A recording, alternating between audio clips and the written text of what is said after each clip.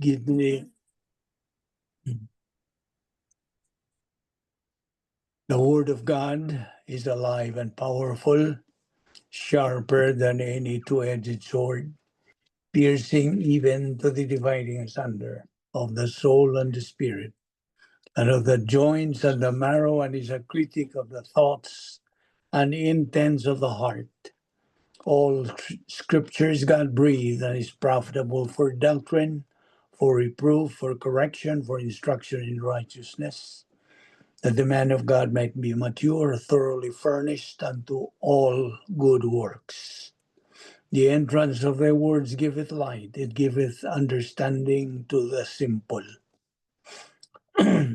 Without much ado, we go right away to our rebound technique procedure, and we use 1 John 1:9 if we confess our sins, God is faithful and just to forgive us our sins and to cleanse us from all unrighteousness. Therefore, let us pray.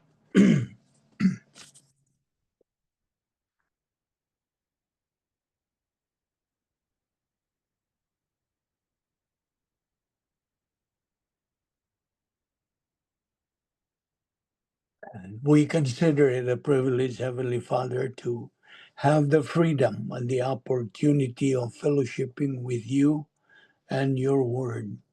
We thank you, Father, for bringing us all here in this assembly today to take in your word, which we need in our spiritual life.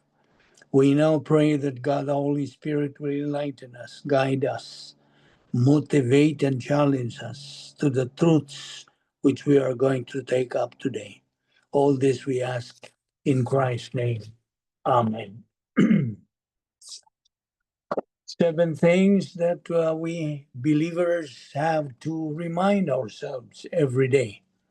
That God is our Father, the Lord Jesus Christ is our Savior, heaven is our eternal home, the Word of God is our guide in life, every believer in Christ is our family, the good news of salvation, the gospel is our message, and our destiny is glorification of God. We have been saved by grace alone, through faith alone, in Christ alone, through the scriptures alone, for the glory of God alone. That's why we have the Latin phrase, sola scriptura. It is a Latin phrase which literally means scripture alone. Scripture alone is sufficient for Christians. It is the belief that Scripture is the sole and only authority for Christian theology and Christian practice. It holds that the Bible is not only authoritative, but it is also sufficient. The Bible is sufficient for everything that we need to grow in grace and knowledge of our Lord and Savior Jesus Christ, 2 Peter 3:18. And sola scriptura also holds that God reveals himself through and only through Scripture. There is no other means by which God gives to us specific revelation. He reveals himself to us in Scripture alone. And we know the benefits, the privileges that we have as believers in Christ. We are now united with Christ forever. We are now members of the royal family of God. We have been imputed the perfect righteousness of God the Father and the perfect righteousness of the Lord Jesus Christ, making it a double portion.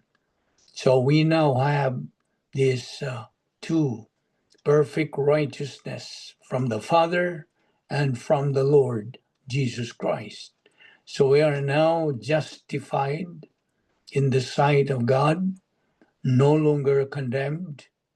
We are now redeemed with the precious blood of Christ. We are now believers in Christ. We are saved. We are born again. Our names are now found written in the Lamb's book of eternal life. We have been sealed by God the Holy Spirit unto salvation. And so this cannot be blotted out.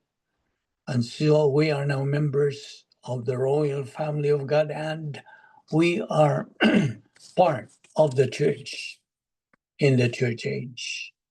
Now, yesterday, to begin with, we have somebody asked for clarification about this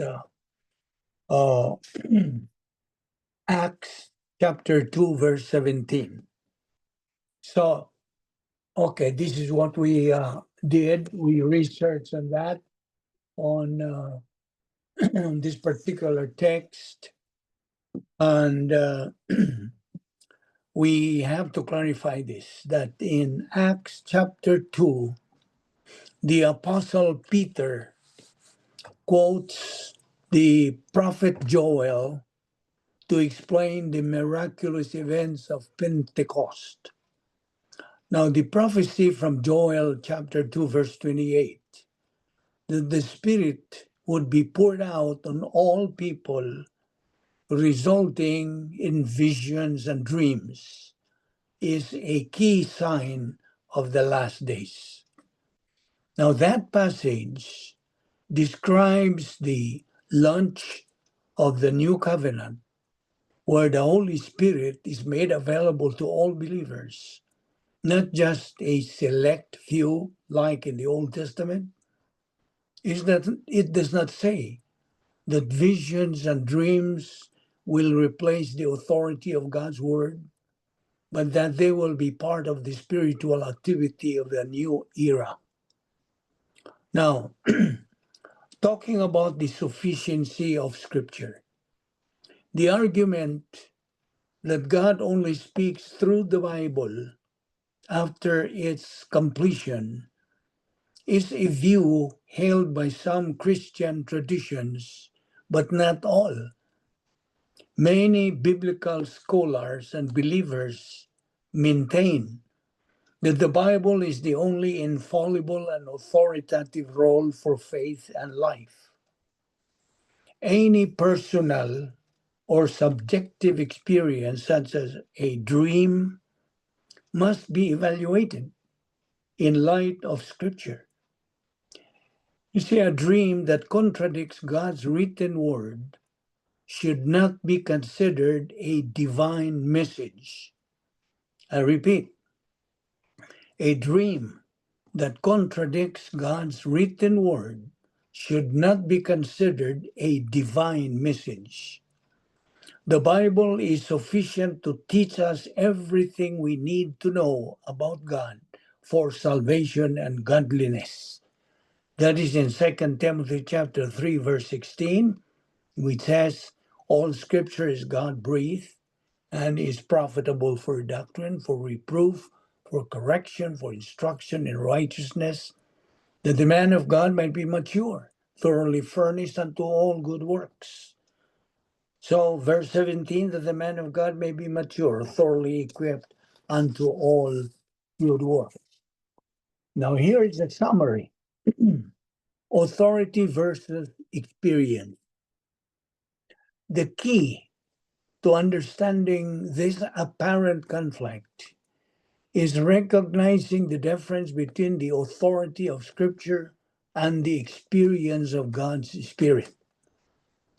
Now, when it comes to authority, the Bible is the complete, final, and supreme authority for all matters of Christian faith and practice. No new vision or dream can carry the same weight as the written word of God. I repeat, no new vision or dream can carry the same weight as the written word of God. Now let's go to experience. God can and does still use personal means like dreams to guide, warn, or encourage people. However, these experiences must be submitted to the greater authority of Scripture. Therefore, the visions in Acts chapter 2, verse 17 illustrate the beginning of a new age of the Holy Spirit's work, a contradiction to the authority that Scripture would later hold. Now, the view of the Reformed Christian community, this is their view. If anyone says that God spoke to him through a dream, he is a liar. Today, God speaks through the Bible only. Underline the word only. Sola Scriptura. So I hope you remember that. And I hope you have been satisfied with this research that we made on that. That there is the sufficiency of Scripture. So I repeat that the argument that God only speaks through the Bible after its completion, no man, is a view held by some Christian traditions, but not all. Dili tanan. Many biblical scholars and believers maintain that the Bible is the only infallible and authoritative rule for faith and life. So, balik ko na ko, any personal or subjective experience, such as a dream, must be evaluated in light of Scripture. A dream that contradicts God's written word should not be considered a divine message. The Bible is sufficient to teach us everything we need to know about God for salvation and godliness. Okay? So, I hope that answers the question raised by someone yesterday about clarification of this. Now, let's go to our main thrust, which is the gospel. And we know that, well, we have discussed this in the past lessons that we had. In 100 years, none of us will be here in this world. Do you believe that? In 100 years, none of us will be here in this world. So, prepare to meet your God. Live this short life for the glory of God. We have a very, very short life. No matter how long you will live in this world, it is just a very, very minute period as compared to endless eternity. Now, the glory of God is the reason for our existence. So, I repeat, life is short. Everybody believes that, of course. Life is short, and it's even likened, according to James chapter 4, as a vapor in a lisngaw in Visayan that appears in a little while and then vanishes away. So in Psalms chapter 39, verse 4, it says, this is a prayer. It says, Lord, give me knowledge of my end and of the measure of my days, so that I may see how feeble I am. So it is indeed a sobering fact that in 100 years' time, almost no one on the earth today will be alive. You see, in Psalms chapter 144, verse 4, it says, man is like a breath, gininawa. His life is like a shade, which is quickly gone. Now, so we are in the last hour. Yes, we are. We as children of God, by our faith in Christ, are going to be going home very soon. And I can tell you right now that why do we undergo all kinds of struggles, all kinds of attacks, all kinds of persecutions, catastrophes, calamities like earthquakes, volcanoes erupting, and all of that. It is because we are going home. Remember that. Yes, it's true that many are called, but only few are chosen.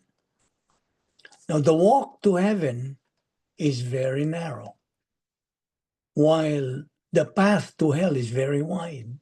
That's in Matthew chapter 7, verse 13 and 14. And everything that we say here is the truth, because these things are from God Himself, from His mind. You see, there are so many people who are going to hell because they are not awake. They really do not know the truth because they don't care studying and learning the Word of God. And so they have that fear of the unknown. What is that unknown? The things that they do not know. The truth from God. They do not know. The reason? Because they are negative. They don't have the desire. They don't have the love. They don't have the care and concern. You don't know who God truly is. You see, it does hurt our heart. It does. And we're about to be called by God during the most awaited prophetical event. And what is that? For us believers, is the rapture. When the Lord Himself shall descend from heaven with a shout, with the voice of the archangel, and the trumpet of God, and the dead in Christ shall rise first. And that we who are alive shall remain shall be caught up together with them in the clouds to meet the Lord in the air. And so shall we ever be with the Lord. That's the rapture. So are you ready to meet the Lord in the air during that day? Anytime it can happen. Maybe after our Bible study this afternoon.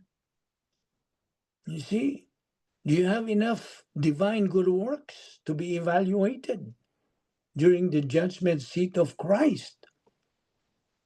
And so, time to wake up, my brothers and sisters. Wake up to your spiritual reformation.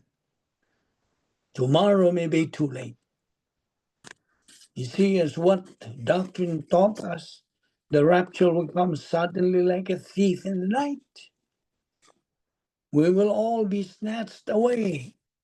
Harpatzod. Now, going back to the gospel, good works, okay? That's the main topic of, religion. That is the basis of salvation. Good works. Listen very carefully. Good works is not a prerequisite for salvation. Never. It is the result of salvation by faith alone in Christ alone. So it is faith that works, not faith plus works.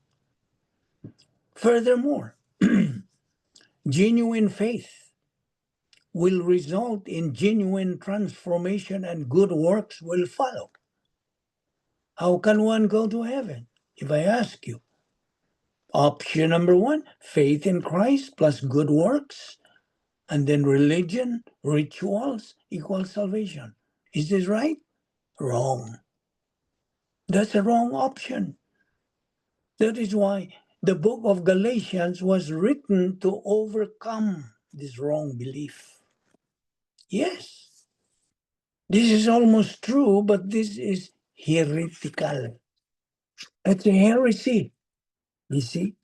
And do you know why? Listen, the biblical principle regarding this is option number two, faith in Christ equals salvation, resulting to good works. There. Faith in Christ, that's it. The question, where is the evidence of faith? Resulting in good works. You see, you will never be sure of your salvation if you don't understand the grace of God. Did you know that the policy of God is grace? And God's avowed enemy, Satan, has his own policy too. His policy is evil. So, if a believer does not know and understand the grace of God, you will never be sure of your salvation. You see, you keep doubting whether you are saved or not. The grace of God simply means you cannot earn salvation. You will never be good enough.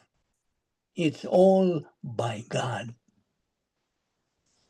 What He did for you, all you need to do is admit you are a sinner. Just admit.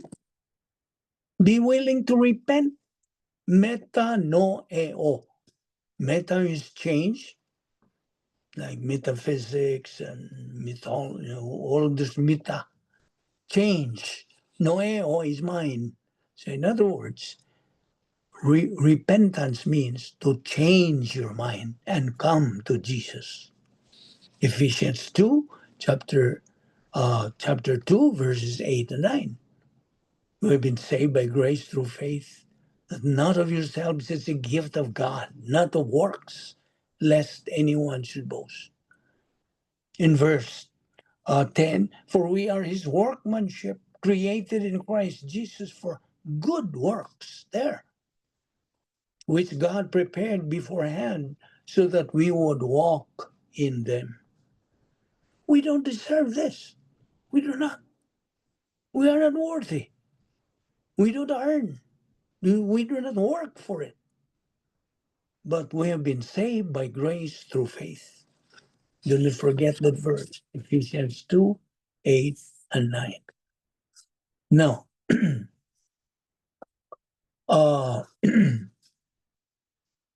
we have something to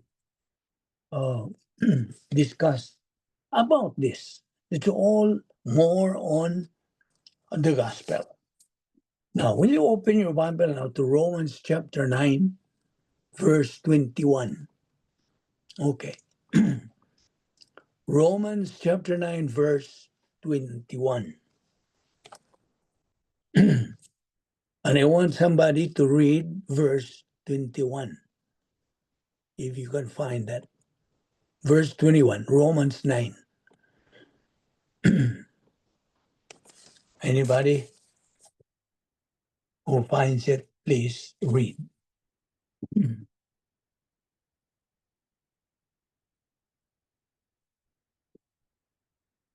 Verse 21.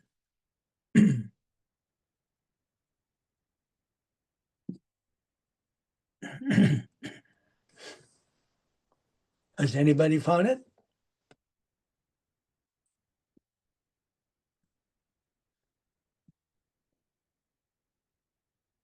Okay.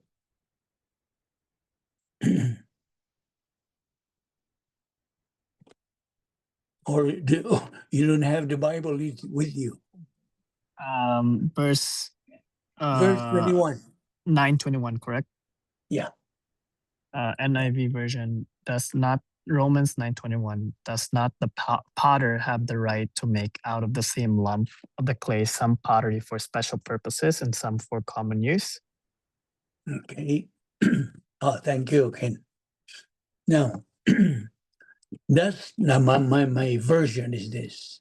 Does not the potter have authority to make out of the same lump of clay one vessel unto honor and another unto dishonor? Okay. And the negative demands a positive answer in the Greek. Yes, he does. Now,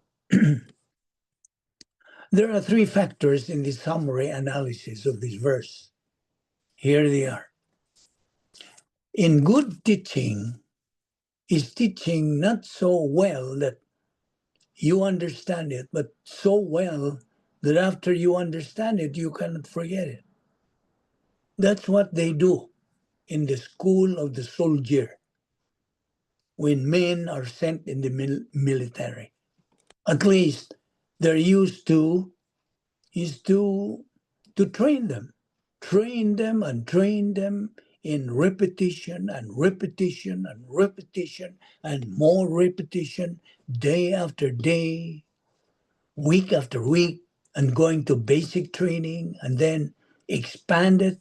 And so they live, breathe, eat, sleep, think military. And out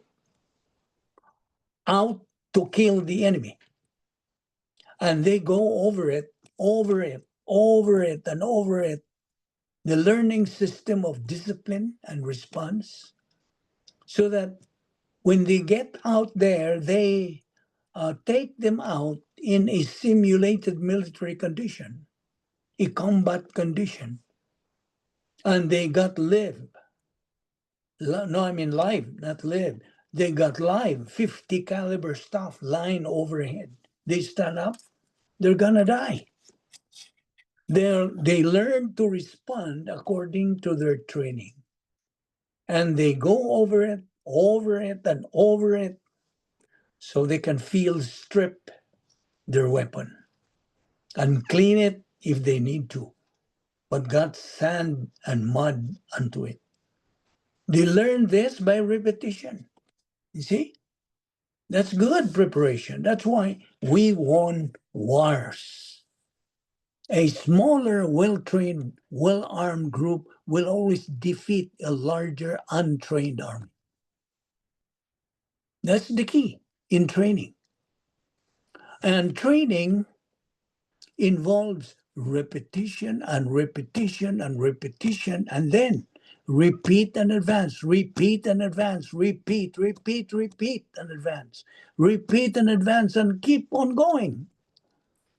And listen, this is what produces growth. I want you to understand that. The believer in Christ has to get a hold of that doctrinal reality factor and the divine viewpoint, mental attitude, and retain it in his frontal lobe. So, when he wanders out in the world, he doesn't get brainwashed by all the garbage that's out there. And there's more garbage on television today, and some people spend hours in front of it every day watching TV. No wonder they don't have a brain. You don't have a brain. Their mind is empty. There's nothing but human viewpoint of liberalism and garbage by and large on TV. Now, does God have this authority? Yes, he does. Now, here are the three factors involved. God creates man out of the earth, the dust, the clay, and puts a soul in there. He creates man with free will. Secondly, God stimulates man.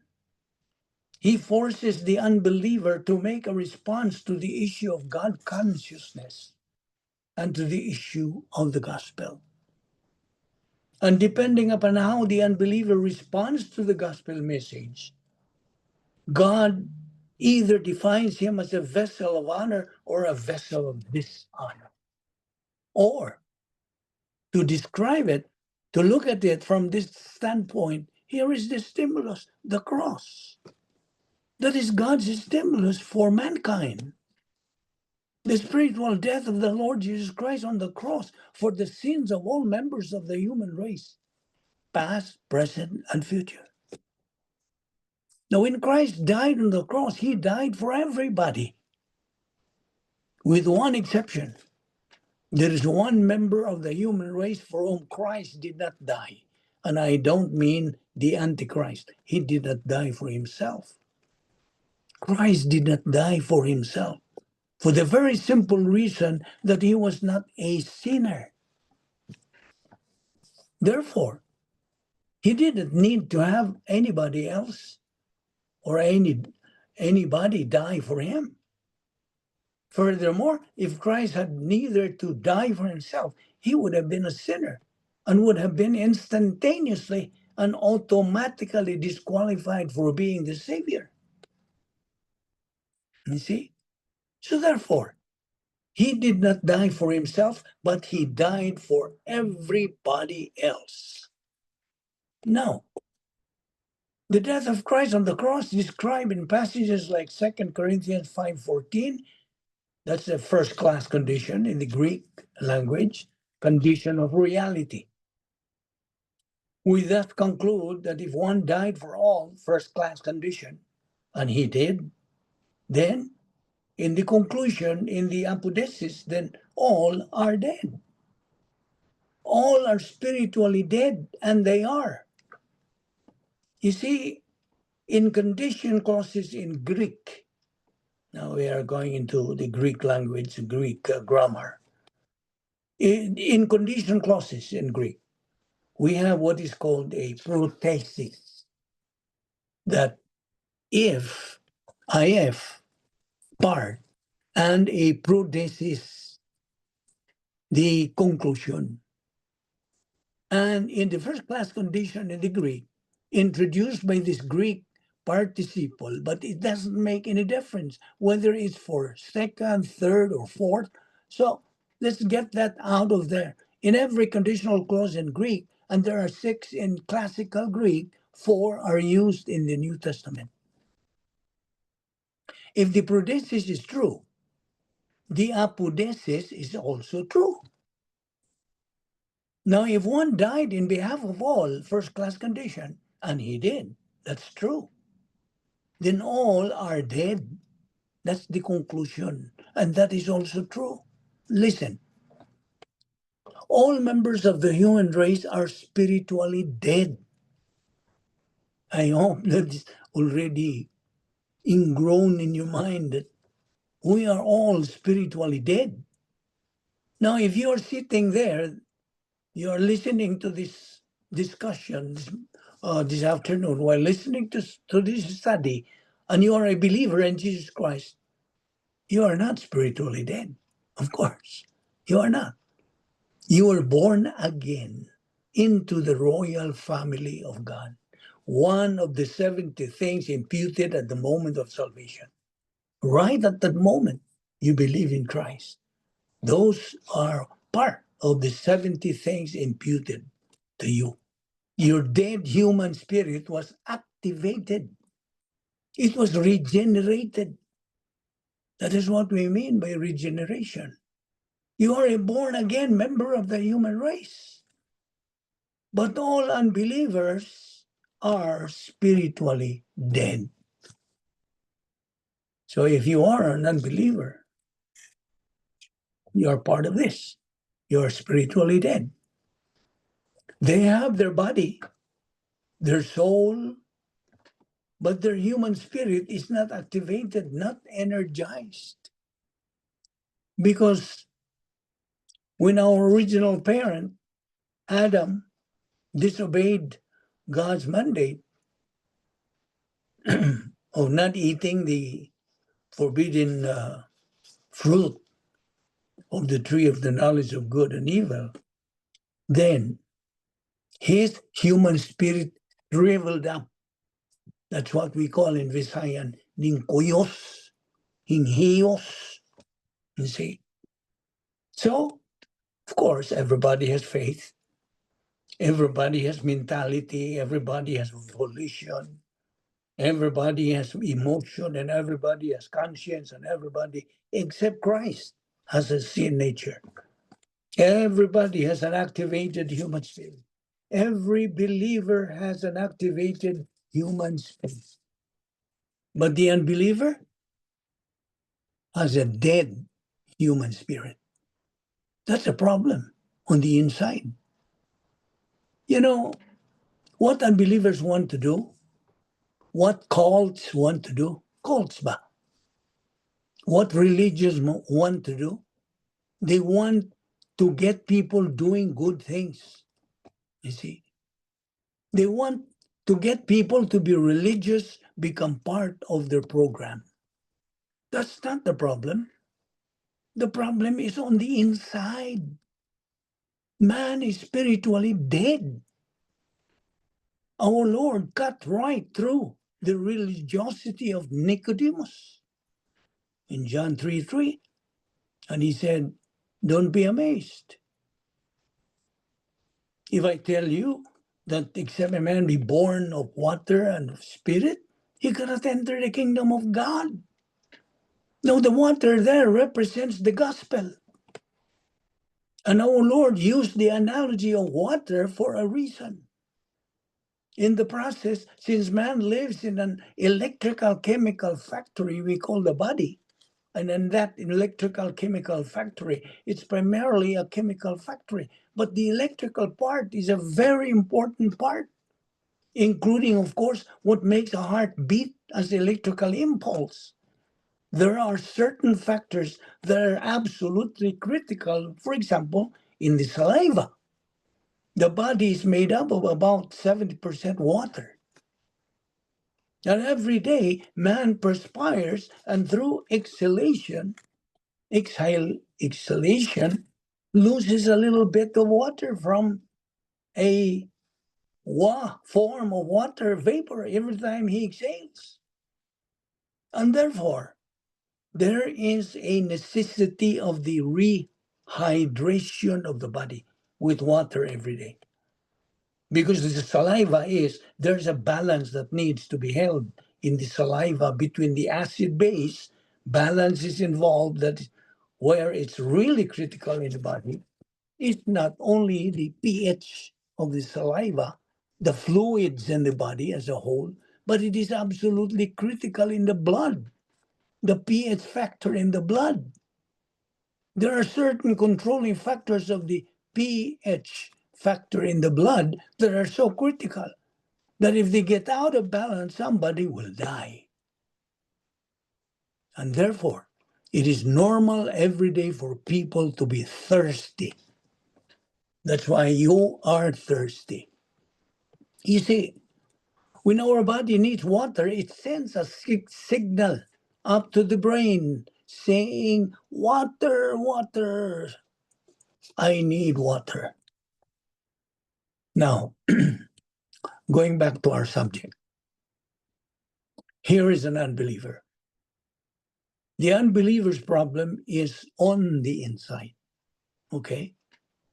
They don't know what's the solution to the problem. The problem with people is that they do not know the solution. Why? You see, we live in a cursed time because of Genesis chapter 3. But then again, we are living in a time when the Bible has been being denigrated and set aside and taken out of our public school system, and by and large taken out of a lot of churches. Man's problem is in the inside. I want you to understand that. He needs to be born again. So our Lord used the analogy, except a man be born of water. He used water, H2O, for a reason. People get thirsty every day. And man has to have knowledge of the existence of God. Knowledge, knowledge, knowledge. My friend, pastor says vitamin K. Man has to have knowledge about God, about why he is alive and why he is here, and many, many more, a lot of them. Knowledge. Man is God conscious. He knows about the existence of God. And that is without going through the mechanism cycled in the command post of the soul, the volition of the unbeliever. And it is not a neutral stimulus. It is designed to give the desire, to give man the desire to enter into a relationship with God. You see, all members of the human race are hungry for a relationship with God. Do you know that? But if man responds to it negatively, he is denying the reality of his own hunger for a relationship with God. Now, man is thirsty for a relationship with God. I keep repeating that. That's why when thirsty people who are thirsty physically race for liquid, And water is the best quencher of the thirst. Except a man be born of water and the Spirit. Water is a reference to the gospel message that enters the mentality of the soul.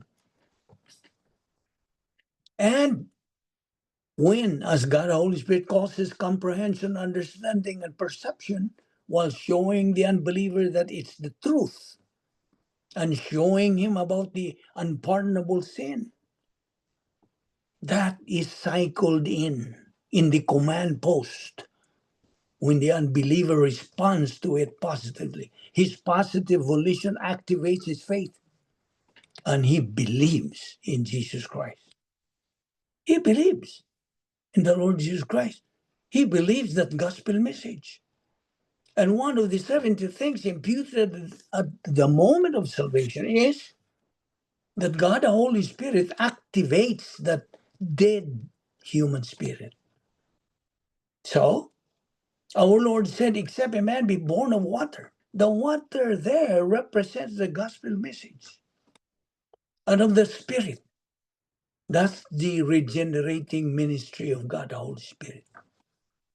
Our Lord said, don't be amazed when I say you have to be born of water and of the Spirit.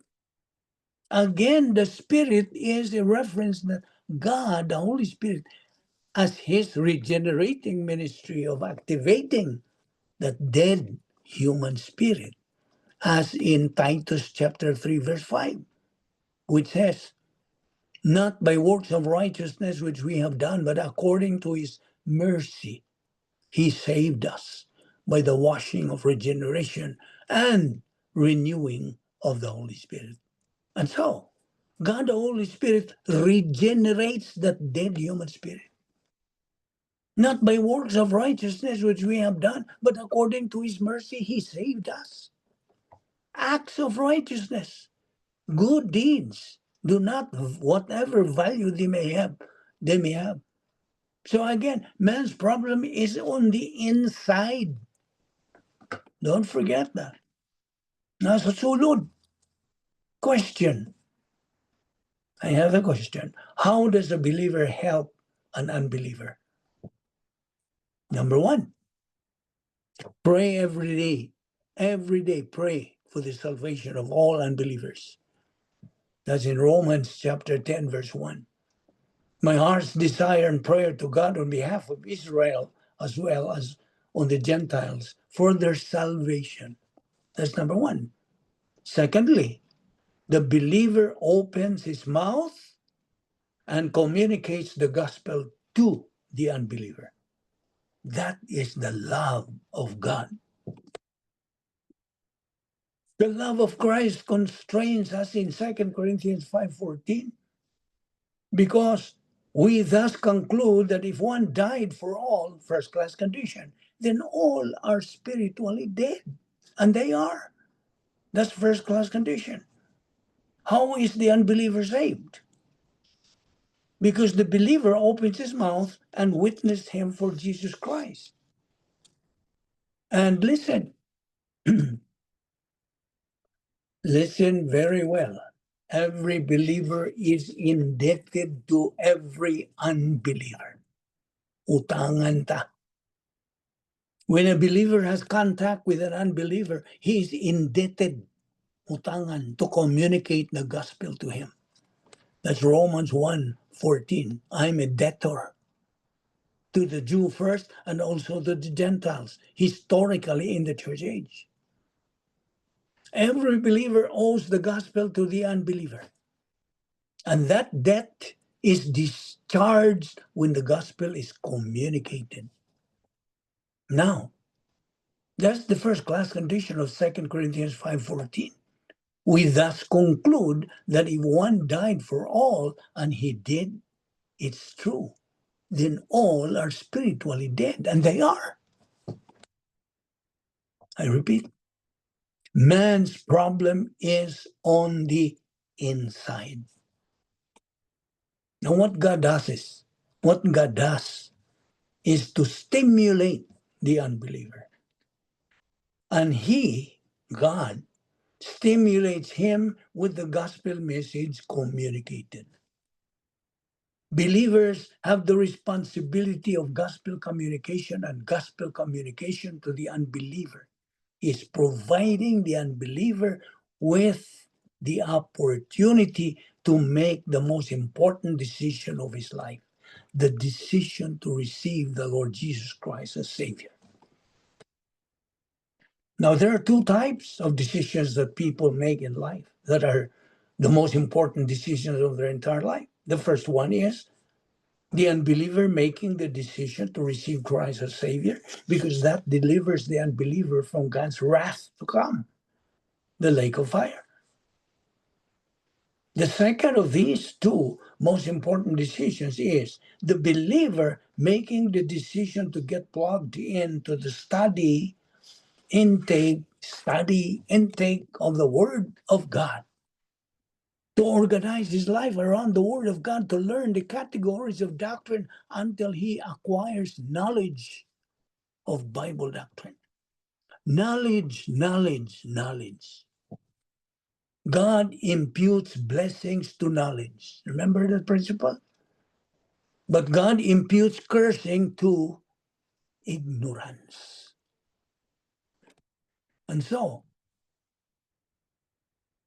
to organize your life around the Word of God, to learn the categories of doctrine until you acquire knowledge of Bible doctrine, to learn it, unlearn it, unlearn it, until it becomes part and parcel of your soul. You will never forget that. That's what produces spiritual growth. Without doing this as a believer, listen, without doing this as a believer, you'll only resort to using your emotion. We know that. Doctrine tells us that. If you have doctrine,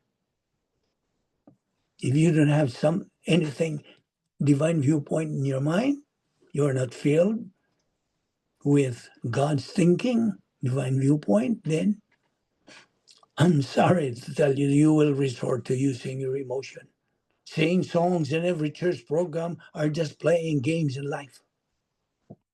They're just playing games.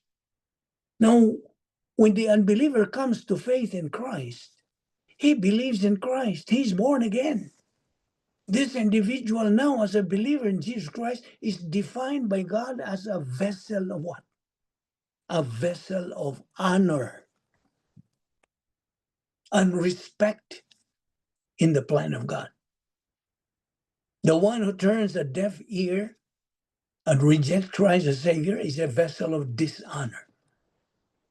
And the word iskos, that's the Greek word, is used here. That's why we sometimes call ships vessels, because they contain things.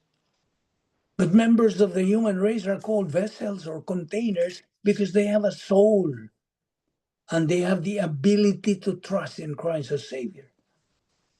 Now, the plan of God starts with the character of God, divine essence. God is sovereign. He has authority and volition. He is perfect righteousness. He is holiness. He is justice. He is love. He is eternal life. He has omnipotence, omniscience, omnipresence. He has immutability, veracity, integrity, and perfect happiness. And that's the big issue. How can God share his happiness with man? Because Adam and Eve screwed things up for the human race in the Garden of Eden. Remember the barrier. The barrier, babag. It's made up of 6 different parts. Sin, the penalty of sin, the character of God, relative righteousness, birth, and position in Adam. And so, God the Father, the first person of the Godhead, designed a plan at the Eternal Life Conference in eternity past. And the Son, the second person of the Godhead, the Lord Jesus Christ, agreed to execute that plan, and God, the Holy Spirit, agreed to reveal that plan. So they have their functions. God the Father is the planner of salvation. God the Son is the executor of the plan of salvation. God the Holy Spirit is the revealer of the plan of salvation. They all had a part in the plan. You see? They are co-equal and co-eternal. God is one in essence. They all have exactly the same character.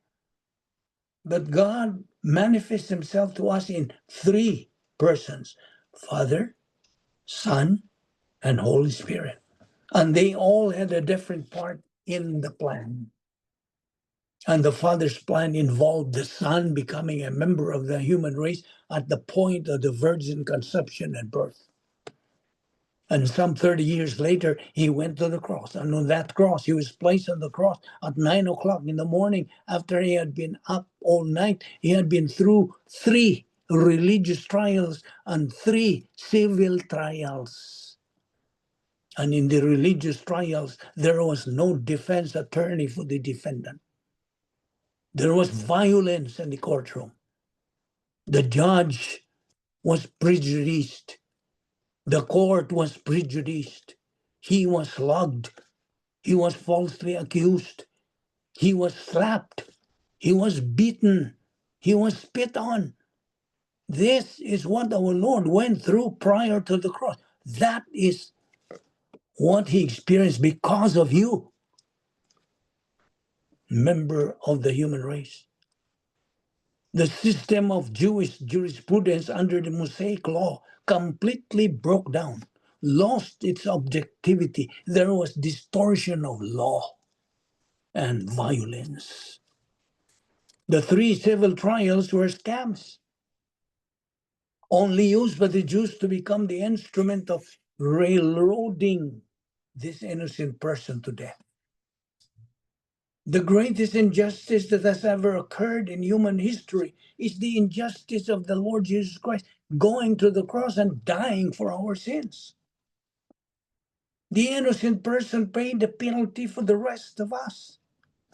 Total injustice. Can you see that? And so when our Lord was put on the cross from 9 o'clock in the morning, he was taunted, gibugal-bugalan, gibiyay-biyay, gibuli for 3 hours. If you are the Christ, come down from the cross and save yourself. Moto ilang isulti. Had he done that, he could not have died for our sins to save us. All of us, all members of the entire human race, could not have been saved, and all of us could have been destined straight to hell. Do you understand that? And listen, at 12 noon, God the Father took the sins of the human race and imputed them to Christ. He began bearing our sins. He entered spiritual death. That's when he entered spiritual death.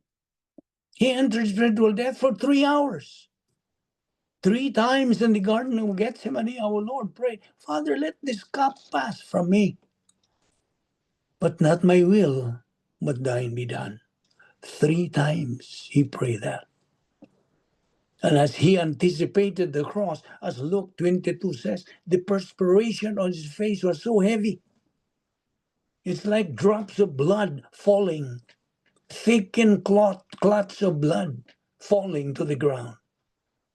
Our Lord did not perspire blood. You don't perspire blood, do you? It's in the comparative clause in the Greek language. He didn't inspire any blood. Just like there was no literal fire on the day of Pentecost in Acts chapter 2. That fire was in the HOS clause in Acts chapter 2. So there was no literal blood that Christ perspired in the garden, okay? The thick drops of perspiration, listen, the thick drops of perspiration from the tremendous emotional pressure that he was under, knowing that he was heading for spiritual death, his fellowship with his own deity, ang pagka-Diyos, his fellowship with God the Father and with God the Holy Spirit will be broken. he would be plunged in the spiritual death, totally abandoned by God and by the human race. That's why he cried out, my God, why hast thou forsaken me? He called two gods, God the Father and God the Holy Spirit, because he was God. See? He would be plunged into absolute destitute loneliness for 3 hours. And this is what happened to him. And at the end, he cried out, Eloi, Eloi, lama sabachthani. My God, why have you abandoned me? That was not a question. It was a statement of intense pressure from what he has gone through. And he died for all on that cross. That is the unlimited redemption. Through the virgin conception and birth of Christ, he bypassed the imputation of Adam's sin. So he did not have an old sin nature. Because of his perfect positive volition, he never committed an act of personal sin. This adds up to the fact that in his humanity, he has perfect righteousness that qualifies him to be the Savior. He satisfies the demands of the character of God. That the one who paid the penalty for man's sin had to be a perfect spiritual character, perfect righteousness, and Christ was that in his humanity. Listen, there is no other member of the human race who has ever been like this. No. The leaders of the world's religions, the world's cults, most of them are women. But whether male or female, they are cults and they are sinners. They are thugs.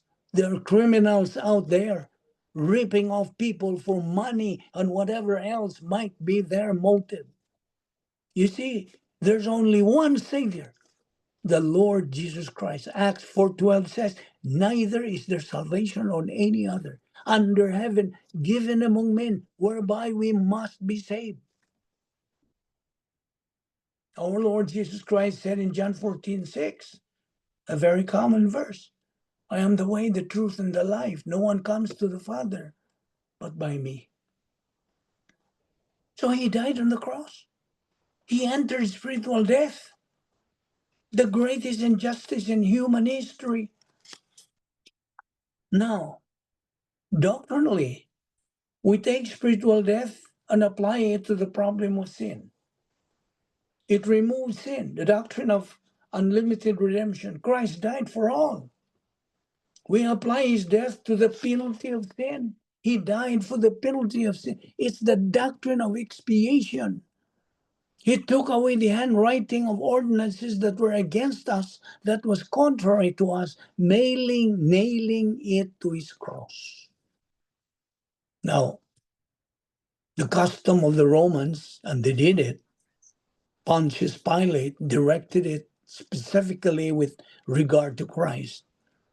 When the Romans crucified, and they crucified thousands, but they always nailed a sign to the cross showing the cause of the crucifixion, murder, robbery, or whatever it might be.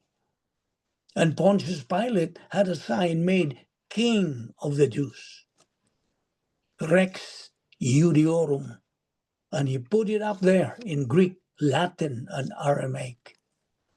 He wanted the world to know that this person was innocent. Is it indicative of the fact that Pontius Pilate accepted Christ as Savior? It might be. We don't know. We would hope so. He was a man with a weak backbone. Would not prevent him from being railroaded to crucifixion because Pontius Pilate wanted to retain his own political leadership position and power. An easy life in Judea. And yet, a number of years later, he was gone. Did he accept Christ as Savior? We don't know. Warned by his wife, don't have anything to do with this Jesus of Nazareth. God the Father had given her a vision. The issue is what? Christ. The Lord Jesus Christ is the issue in salvation, not sin. Listen to this. The only thing that will send any member of the human race to the lake of fire is the unpardonable sin. The unpardonable sin is the one sin for which Christ could not and did not die on the cross. It is the sin of rejection of the Lord Jesus Christ as Savior. If you reject him, then that's it. But in John 3:36, it says, he that believeth on the Son hath everlasting life. He that believeth not the Son shall not see life, but the wrath of God abideth on him. The wrath of God, there is the lake of fire. So rejection of Christ as Savior is the unpardonable sin. Now in reconciliation, 2 Corinthians 5:19 says that God was in Christ reconciling the world unto himself, not imputing their trespasses unto them. Let's say, here is an unbeliever, okay? He got volition. He got mentality, got faith in the soul. His volition got two poles, the negative and the positive poles. When that gospel comes into the mentality of the soul of the unbeliever, cycled into the command post, if he responds positively, as positive volition activates his faith, and he believes in Jesus Christ, it is an inside the soul job. And listen, when that occurs, that means that unbeliever has removed his hostility toward Christ and toward God the Father. He has trusted in Christ as Savior. Therefore, his hostility toward God has been removed. God's hostility toward man has been removed because of the death of Christ on the cross. But why was God hostile toward man? Because of man's sin. And why was man hostile toward God? Because of man's sin. So you see, man is hostile toward God, but when man changes his attitude and trusts in Christ as Savior, he removes his hostility toward God. Did you understand that? So the reconciliatory process between man and God is completed at the point of faith in Christ. And that means you can write peace over that relationship. You have peace. Romans 5:1. Therefore, having been justified by faith in Christ, we keep on having peace with God through our Lord Jesus Christ. That is judicial. That is soteriological peace. There is experiential peace of the faith-rest life with the filling of the Holy Spirit in Galatians 5:22 and 23. That's experiential. The other one is soteriological. Now, for the one who trusts in Christ as Savior, God says, this is a vessel of honor. Again, let us explain how this works. Let's draw the soul of the unbeliever, faith, mentality, volition, positive and negative poles, desire and non-desire pole, emotion, conscience. And let's draw his monster inside. You know what that monster is? The old sin nature. Let us draw his dead human spirit as we have seen. That's the problem. Now into the mentality of his soul comes the created universe. Sovereignty, eternity, omnipotence, and omniscience show that God exists, and it's cycled in to the soul. Every unbeliever, at least normally in children between the ages 2 and 3, or it can occur earlier, come to a cognizance of the existence of God. And children become God conscious at an early age so their parents can give them the gospel and lead them to faith in Christ. Now, then comes along a believer. and opens up his mouth and communicates the gospel to an unbeliever, represented by the cross. When he goes in, God the Holy Spirit carries out his convicting ministry, comprehension, understanding, perception, identification of truth, or the definition of the unpardonable sin. This is also cycled in. Then the unbeliever responds to it. Now there's a mechanism by which God draws. He cures people to faith in Christ. Number one, he has knowledge of the existence of God. There are certain factors that are used by God. Number one is God consciousness. Number two is fear of death. Of course, all unbelievers are afraid of death because of the immortality of the soul. Ecclesiastes 3:11 and Hebrews 2:14 and 15. Number three is the desire of unbelievers for the forgiveness and cleansing of their sin. Acts 2:36 to 38. And number four is the search for meaning and purpose in life. Unbelievers are searching for meaning and purpose in life. Acts 17:22 to 34. And the fifth factor is, you know what? Suffering. That's the fifth. Unbelievers have suffering. And the suffering that unbelievers have is designed to motivate them to find a solution to the suffering. And the only place that man finds, maybe he has a cold, he has a broken leg, and go see the appropriate medical authorities and get the right treatment from the doctor. But the suffering of confusion or marriages or families or health or whatever it might be, the ultimate meaning and purpose of this, the solution to this, is gonna be found in the gospel. What is the gospel? Believe on the Lord Jesus Christ, and thou shalt be saved. That is the gospel. And so,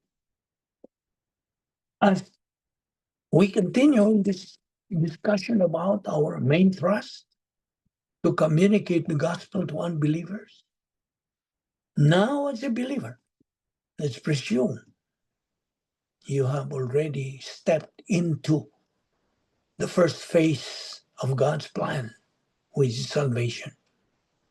Because you see, God's plan are in three categories: salvation, believer in time, and believer in eternity. Right now, if you are a believer, you are in phase two, believer in time. And you have to follow what God mandates. You as a believer, as a child of God, as a member of the royal family of God, it is to grow in grace and in the knowledge of our Lord and Savior Jesus Christ. 2 Peter 3:18. And so, you must be filled by God the Holy Spirit. That's a must. Otherwise, you cannot function. You cannot execute the protocol plan of God for your life. No, you cannot function the way you should function as a child of God. Well, you're a believer. But if you are negative to God's mandate to study God's word, learn, believe, and apply his word in your life, then life would have no meaning, no purpose. It's just exactly the same as that of an unbeliever, although you are a believer. You see the main point there? Once saved, always saved. You are saved at that moment you believe in Christ. Truly, genuinely, sincerely, and honestly, you accepted Christ as your Lord and Savior. That's the main thing. Once you believe in him, honestly, sincerely, and all of those positive things, then there's no question you are saved. You're just like the prodigal son. His father did not dishonor or disown him. He was still his son. Even though he went away, squandered his inheritance. So, did the father disown him? No. He was always a son. But then his life was miserable. That is exactly the picture there. Once you believe in Christ, you are a child of God. But the next thing is, the phase 2 of God's plan is believer in time. How do you live your life? Do you do God's will? You keep repeating that prayer, your will be done on earth as it is in heaven? Are you doing His will while you are on earth? Are you studying His word? Are you saturating your mind with divine viewpoint so you can execute the protocol plan of God for your life? And for the purpose of making your life have meaning and purpose and with definition. You see? That's why there are believers still, because of their negative volition towards God's word, are living just like that of an unbeliever. They are miserable in the phase 2 plan of God's phase 2 of God's plan. They are miserable. They are confused. They are illogical. You see, they don't make sense in their life, and so they keep blaming God whenever they have problems, small or big problems that come to their life. Why did God let this happen to me? That's a favorite cliche for those who are negative. This ministry is intended to proclaim and declare the gospel of the Lord Jesus Christ. So you will know how to get saved and be with God forever in eternity and not go to the lake of fire. This is the true salvation that God is giving you. The stimulus is the cross. Do you believe in Christ as your Lord and Savior? Or do you reject Him?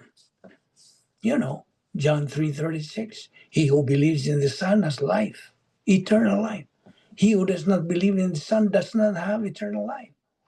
But the wrath of God abides on him.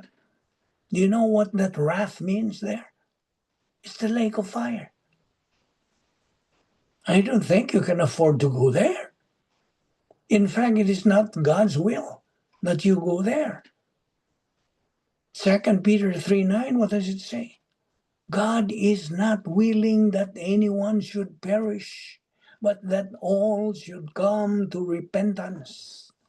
There.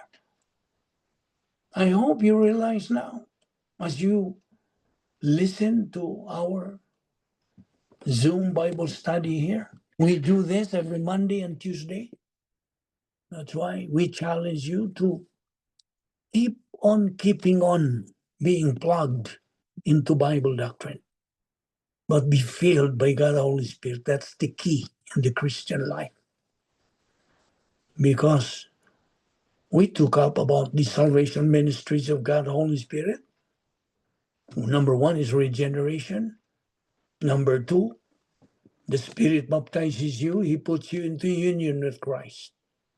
Number 3, you are indwelt, because every believer is indwelt by God the Holy Spirit. Know you not that your body is the temple of the Holy Spirit?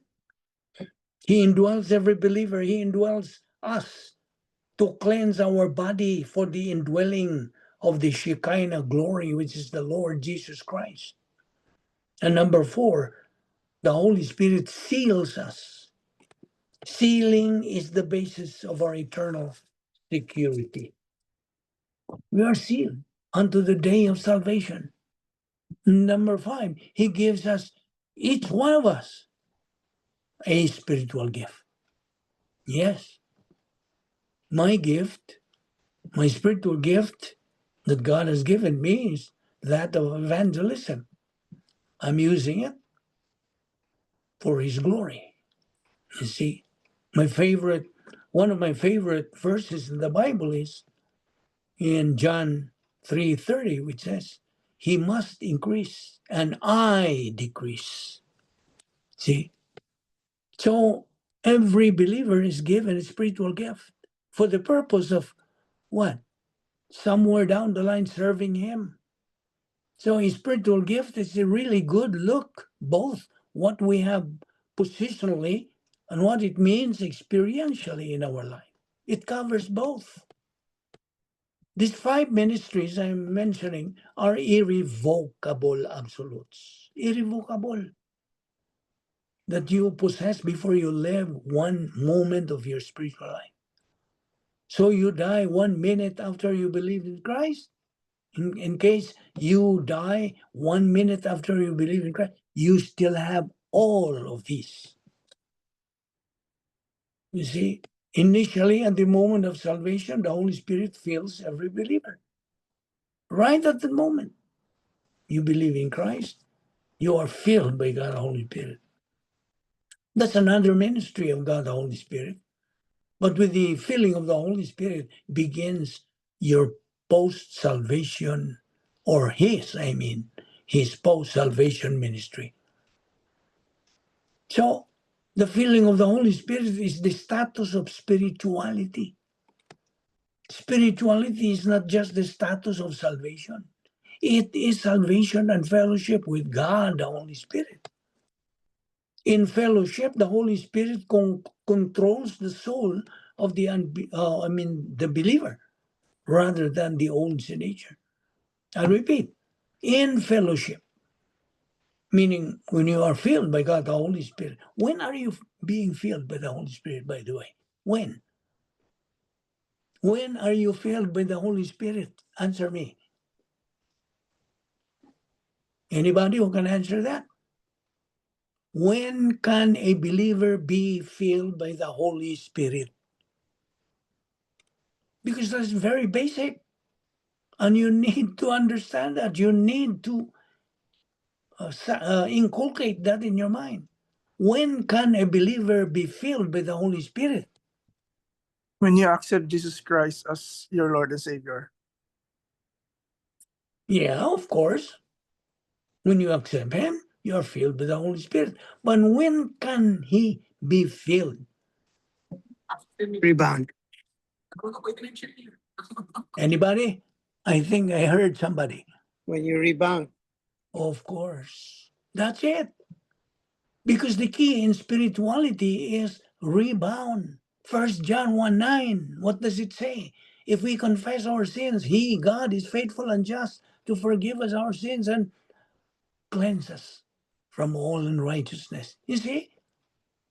You're filled with the Holy Spirit right there and then after you rebound. What is the other name for rebound? Confess, acknowledge, admit. What else? Enumerate. Name them. Admit that you have sinned, all those. Before our Bible study, before any Bible study, you have to rebound, to be cleansed of all your sins. Otherwise, they become a what? Stumbling block, or they become a barrier to the study of the Word of God. And God, the Holy Spirit, cannot function effectively in His ministry of teaching, the teaching ministry of God, the Holy Spirit.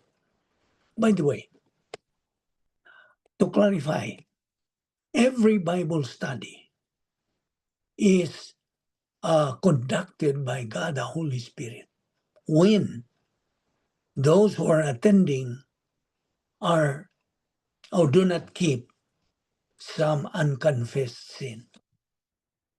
See, that is conducted by God, the Holy Spirit. His ministry takes effect. So, if you're not filled by God, the Holy Spirit, because you're still keeping some unconfessed sin, then God, the Holy Spirit, cannot effectively teach you His truth. Cannot be. And much more being what? Being metabolized. He cannot metabolize the doctrine that you are learning. See? Metabolization of Bible doctrine only occurs when you are filled by the Holy Spirit and you believe in what you are studying and learning. So I hope that's clear enough. Is there any question so far about this particular doctrine that I'm talking about? Is there any question?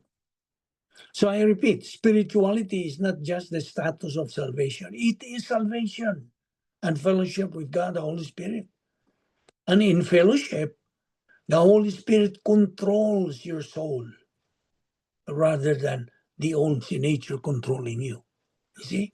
Right now, if you are filled with God, the Holy Spirit, it is God, the Holy Spirit, controlling your mind, controlling you, not the old nature. The old nature is out of the picture there. See? Only in fellowship filled with the Holy Spirit is the believer without sin, at least temporarily.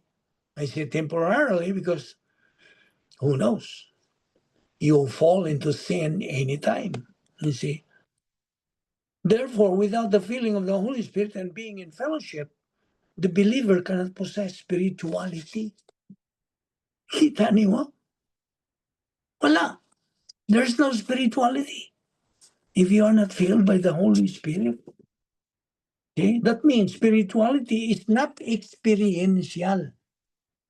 It's not experiential. It is a state of being for the believer. The status of spirituality is the key to the post-salvation spiritual life. Right now, this is what we call post-salvation spiritual life. The spirituality and the spiritual life are not synonymous. Dili na pareha. Okay? Did you get it? Spirituality and the spiritual life are not synonymous. The status of filling of the Holy Spirit is given as a means to live the spiritual life. You see? Kita nimo? It is the means to live the spiritual life. It is the empowerment for living the Christian life. There is no power in your Christian life without being filled with the Holy Spirit. That's the only way the Christian life can be lived. Ora? So, mungutan natin alika. Personal sins bring the temporary loss of spirituality, right? The loss of the filling of the Holy Spirit. When we do, this is the status of carnality as opposed to the status of spirituality. Now, are you clarified with this spirituality and spiritual life? They are not synonymous, huh? Dili na sila pareha. So, the Holy Spirit cannot fill where carnality resides. Kita niyo? So, spirituality, the filling of the Holy Spirit, and carnality, the old nature's control of the soul, are mutually exclusive. They do not exist in the believer's life at one time. Dili na sila makadungan. So these are two status of being, and they are absolutes. The two status cannot coexist. It's either one or the other. Without absolute fellowship, there is no living the spiritual life. The spiritual life cannot be lived in the state of carnality. It's a pity, it's tragic to see a lot of our brothers and sisters in Christ do not know these things. Now, mangutan ako ni, why is it that they do not know these things? Why? Answer me. Why? Why they do not know these things that we are talking about? Nobody can answer that? Okay, nakatubag. Two states of being. Absolutes ni sila. Spirituality and spiritual life. Ano man. Why are they ignorant of these things? That is from God's truth, from God's mind. Why? I have said there are two states of being, and they are absolutes. The two states cannot coexist. It's either one or the other. Without absolute fellowship, there is no living the spiritual life. The spiritual life cannot be lived in the state of carnality. You must have the spirituality state of being before you can experience the spiritual life. I hope you understand that. See? Now, the spiritual gift, okay, tabok, the spiritual gift, as a specified area. Kini, specified area for production in the spiritual life. Production in the spiritual life, independent on the feeling of the Holy Spirit, is dependent, not independent. I repeat, production in the spiritual life is dependent on the feeling of the Holy Spirit, on spiritual growth, and on application. The function of the spiritual gift is in the operation of the spiritual life is the key to production. Okay. What kind of production? Human or divine? Anybody who can define human good in a simple way of defining it. What is the definition of human good?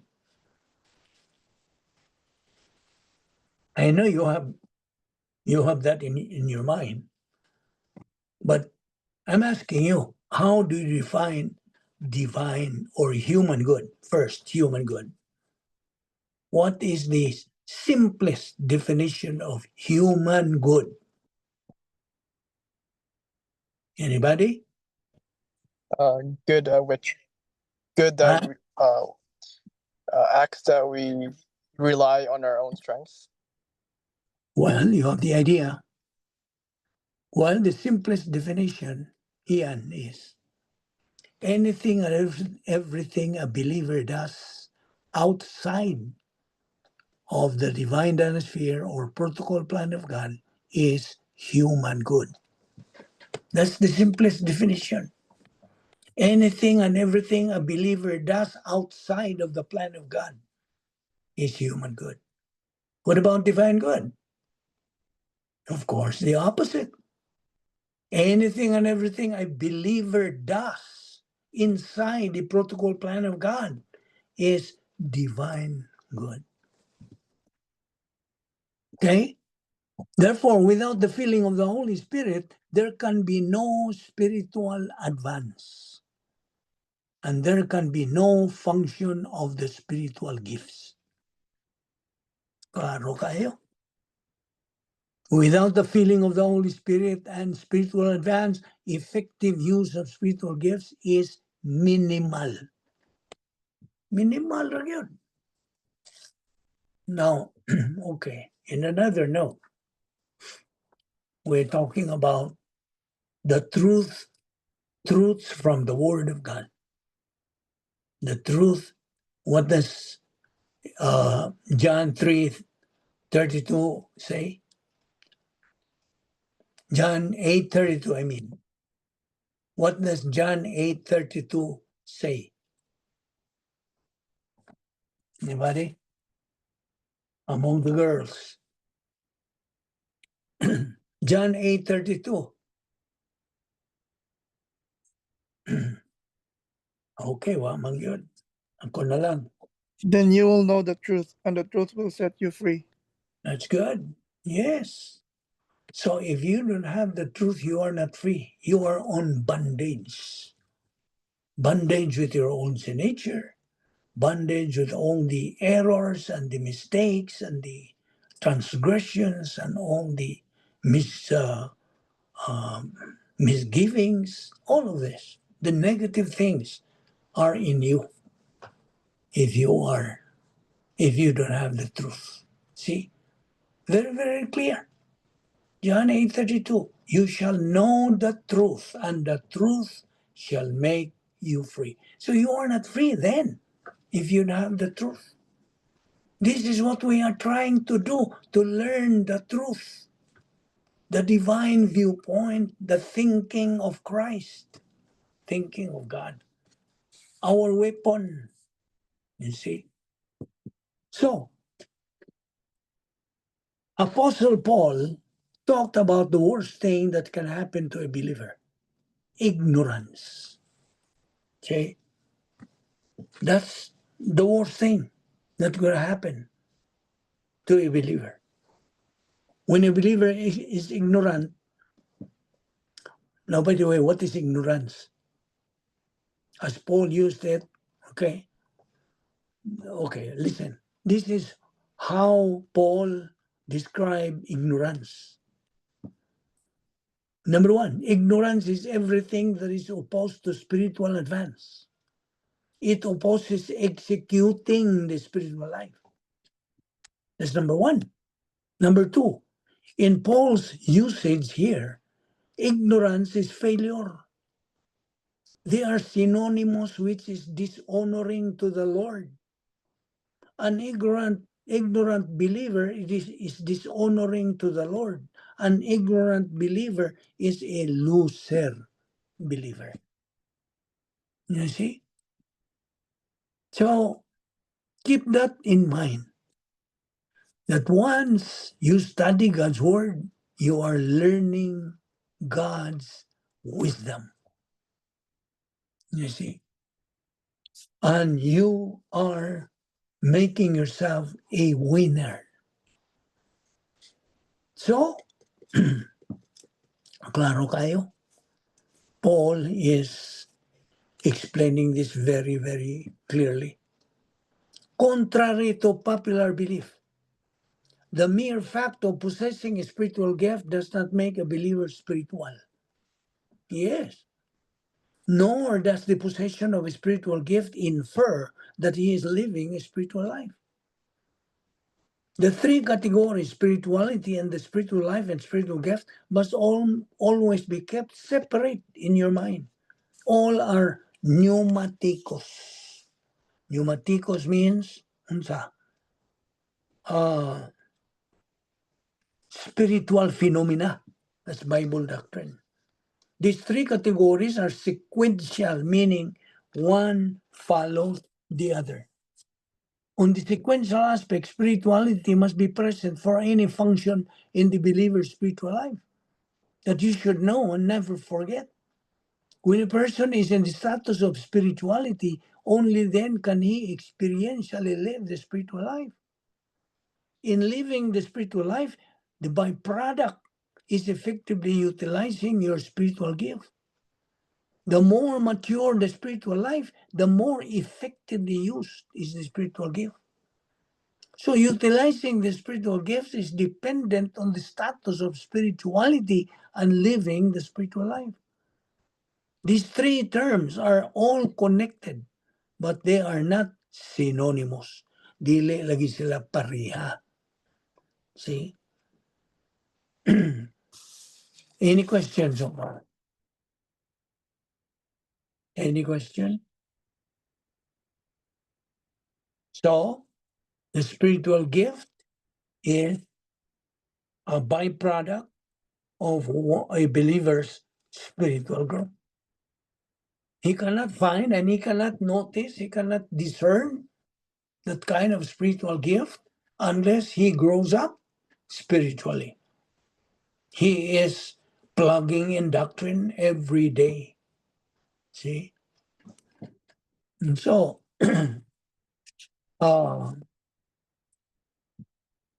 therefore, these things that we are discussing are part of the word of wisdom.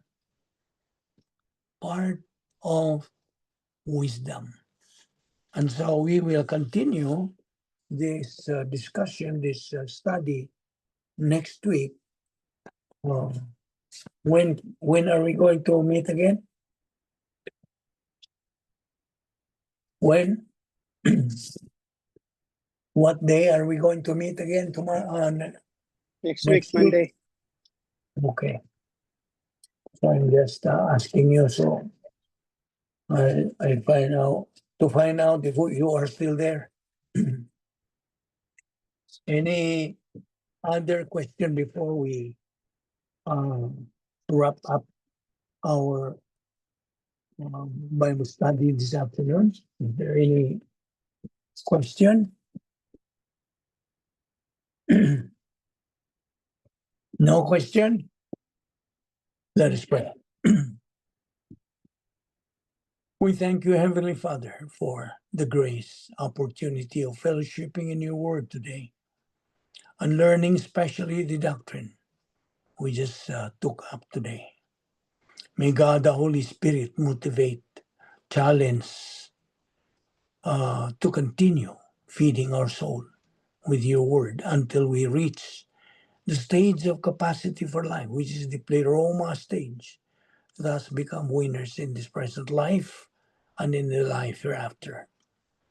I pray that these attendees who are really boiling hot in their attitude to learn more of your word, you bless them, challenge them, and motivate them, that they can be used in the future to proclaim and declare your